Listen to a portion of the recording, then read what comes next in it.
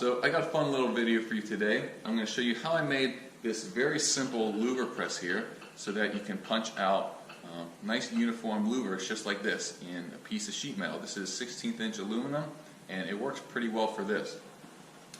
This is, that I've seen, by far the simplest way to do this if you want to make one yourself.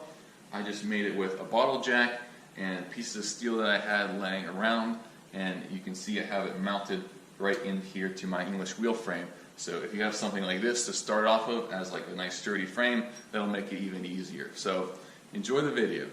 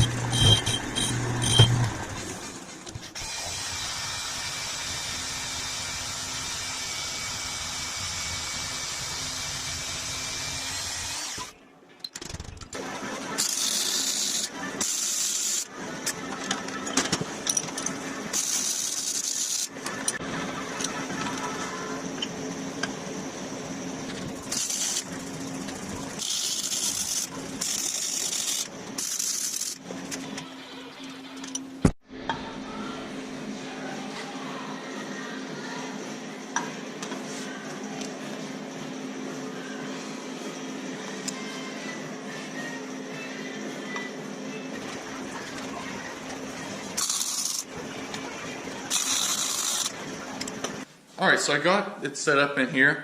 I just have it clamped in here. It sets up pretty easily, but it does take a while to get it lined up because it's nowhere, it doesn't bolt in, it's just clamped in and you have to adjust it. And it's kind of tedious, but eventually you'll get it so that it lines up pretty nicely. So when you want to punch a louver, I'll get it up pretty close like this. Again, I'll double check it every time just to look at it to make sure that the die seems to be lined up. Then I'll get my piece of aluminum, slide it into here. Then I'll jack it up a little bit just until it's touching there, so now that's not going to move at all. I'll get a couple pieces of spacers. This is a 1/4" spacer, and I'll put these around here. This will keep everything flat once I press it through. If you don't have anything supporting it like this, it'll warp the actual piece of metal that you're punching. So now that that's set up, I can jack it up. So just shear it through, and now continue down until it flattens out on these 2 wood pieces, and that'll keep my piece nice and flat. I can loosen up the jack here, and I'm not quite done yet. The next step is I'll put this back up onto the die here, and I'll get a flat piece of steel like this, and I'll put it down right underneath that, and then I'll jack it up onto there just to flatten out the top edge of that louver to make it nice and flat and square, and it'll just look much better. You'll see here in a second. Not really putting any pressure on there, just enough to flatten it out. Then release tension on there, and you can see that that's the kind of comparison there. So this is what it looks like the first time you punch it through. It's just kind of like sheared through there. That might be what you're going for, but I personally like this look a lot better. A nice straight line with even radiuses on each side. A nice curvature here, whereas this is just kind of like almost flat in the middle there. This is nice and even and uniform all the way around. Alright, so there's my louver press. As you saw, it works pretty well.